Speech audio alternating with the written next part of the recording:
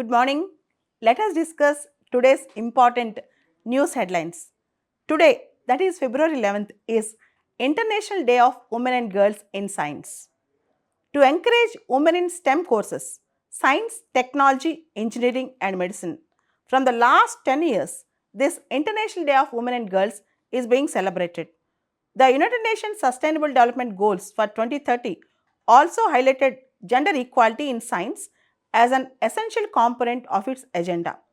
International Day of Women and Girls in Science is celebrated on February 11th to recognize the significant achievements and contributions of women and girls in science, technology, and engineering medicine. This day marks the importance of gender equality and the empowerment of women and girls across the world. Celebrating their successful leadership in the world of science and technology, there are miles to go to reach the complete integration of women in the STEM courses. In fact, earlier there was a tradition that in the olden days, women are confined to arts and other courses, particularly vocational courses, and not on STEM courses. But now we are focusing women's integration into STEM courses. The theme for 10th International Day of Women and Girls in Science is Unpacking STEM Careers, Her Voice in Science. So we need to promote women's voice in science. The United Nations declared February 11th as the International Day of Women and Girls in Science in 2015. The day was announced to be celebrated to achieve the objective of gender equality and provide access for girls and women in scientific, technological, and mathematical studies. Do we need to permanently ban convicts in electoral politics? This is a question that was before the Supreme Court yesterday. Supreme Court issued notices to the central government and also to the Election Commission on the plea seeking permanent ban on convicts from contesting Lok Sabha and state elections. In fact, we all know that we have Representation of People's Act. Section 8 of Representation of People's Act speaks about disqualification of MPs with respect to their conviction, and Section 9 speaks about corrupt practices and disloyalty. Actually, the disqualified MPs who got disqualified through conviction. For example, if an MP got conviction for a period of 4 years, 4 years plus 6 years debarment period, only 10 years he will be debarred from contesting the future elections. After the debarment period, he can again contest. Even the debarment period, extra period, can be condoned by Election Commission of India. But there was a petition in Supreme Court. There was a public interest litigation in Supreme Court asking the Supreme Court to permanently ban the convicted MPs or MLAs to contest the elections for good, forever. This was a contention.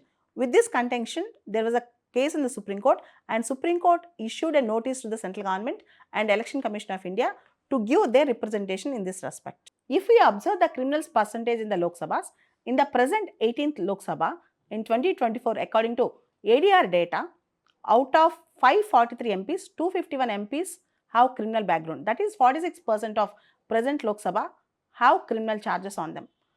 In 17th Lok Sabha, that is in 2019, if you observe, out of 543 MPs, 233 MPs have criminal background. That is 43% have criminal cases on them.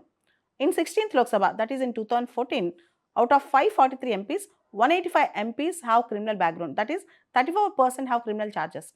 This is equally good with respect to state MLAs also. Mostly, criminality have become the qualification to contest in Indian elections and to win over the Indian elections. But the question now is whether the people who have criminal background should be allowed to continue in elections, should be allowed to contest in elections. And the other question is, if an electoral candidate have more than 10 charge sheets on him or 20 charge sheets on him, still should we allow him to contest in the elections? Is the conviction is the only ground to disqualify, or even if the heinous charges are framed with more than 10 or 20 charge sheets, can it be a ground for disqualification? Indian electorate should think about that. And finally, it is the Parliament of India which should take a call on this issue. Indian Prime Minister Narendra Modi is in France today for a 2-day official visit. He is going to co-chair the highly anticipated Artificial Intelligence Action Summit alongside French President Emmanuel Macron. The summit is going to be held at Paris, bringing together the world's top leaders, top tech executives, and policymakers to discuss about artificial intelligence impact on global innovation, security, and governance. Particularly US Vice President J.D. Vance, Chinese Vice Premier Zhang Youqiong, European Commission President Ursula von der Leyen, and German Chancellor Olaf Scholz. Artificial intelligence safety is a central theme and the top agenda. AI-driven economic opportunities, ethical challenges, and AI regulatory frameworks. Along with attending the AI Action Summit, Indian Prime Minister Narendra Modi is going to conduct separate talks with French President Emmanuel Macron to strengthen India and France ties.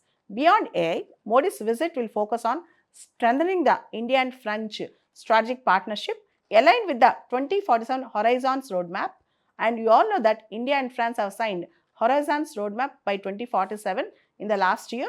Indian Prime Minister Narendra Modi and French President Emmanuel Macron will cover collaborations in technology, trade and defense. A major highlight of Narendra Modi's France visit is Marseille, where Indian Prime Minister Narendra Modi and French President have inaugurated India's first consulate in France, particularly the most important consulate in Marseille, which Narendra Modi have promised long back, 2 years back. Modi ji will also tour the International Thermonuclear Experimental Reactor ITR project, where India is playing a crucial role in advancing nuclear fusion research for sustainable energy. You all know ITR project is located at Cadarache, France, which is very crucial to experiment on fusion technology for future sustainable energy needs. We all know that India and European Free Trade Association 2 years back signed TEPA. TEPA means Trade and Economic Partnership Agreement. Recently, India and European Free Trade Association, which comprises EFTA comprises Iceland, Liechtenstein, Norway and Switzerland. Both India and European Free Trade Association on February 10th, that is Monday, launched a new body that will facilitate the investments of around $100 billion, which is a very ambitious trade deal signed last year. That is, India and EFTA signed TEPA, Trade and Economic Partnership Agreement. This is the first time-bound agreement between India and EFTA. This is a very important agreement. The TEPA, the Trade and Economic Partnership Agreement signed by India and EFTA last year, envisages the investment of around $100 billion and creation of 1 million jobs over 15 years by the 4 countries. The TEPA have not formally come into force, but still the steps are moving forward. Lumpy skin disease is in news. What is this lumpy skin disease? Lumpy skin disease is a disease that actually attacks dairy cattle and buffaloes generally.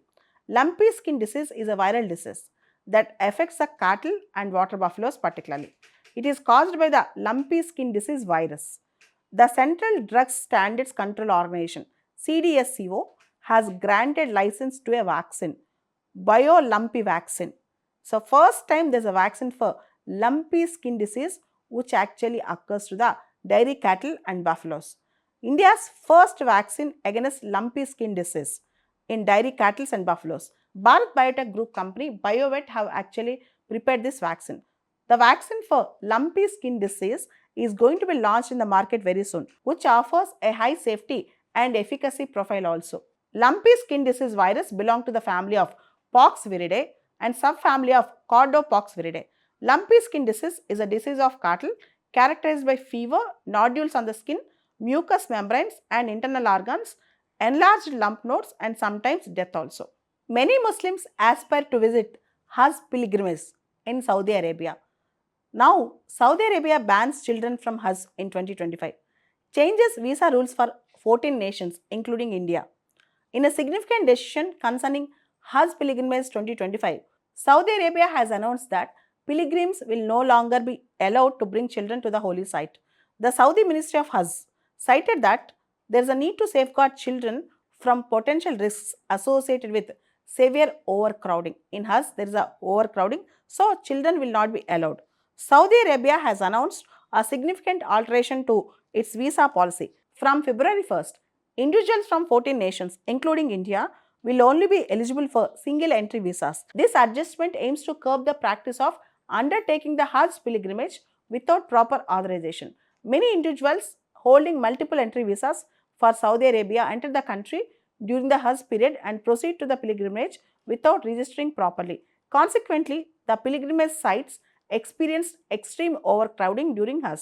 Saudi Arabia's new visa rules will affect people visiting from Algeria, Bangladesh, Egypt, Ethiopia, India, Indonesia, Iraq, Jordan, Morocco, Nigeria, Pakistan, Sudan, Tunisia and Yemen. The government of Saudi Arabia has indefinitely suspended 1-year multiple entry visas for tourism, business, family visits from specified countries. Biennial Aero India show 2025 has started in Bangalore. India's ambitious fifth generation Advanced Medium Combat Aircraft AMCA is set to be a key attraction at Aero India Show 2025. Aero India Show 2025 is a show of space and defense technology prowess of India, and many international standard companies will also come and exhibit their strength in the Aero India Show. Particularly, it's a biennial event. For every 2 years we conduct Aero India Show. The 5-day long Aero India exhibition from February 10th to 14th at Yelahanka Air Force Station, Bengaluru, will serve as a platform for showcasing India's cutting-edge defense technologies, particularly designed by Aeronautical Development Agency for Indian Air Force. In Sri Lanka, there is a power imbalance or mishap caused by monkey. It's a surprise and a shocking news. A monkey in Sri Lanka came into contact with a grid transformer, causing an imbalance in the power system. Actually, there is a 90 minutes power cut yesterday and today also in Sri Lanka.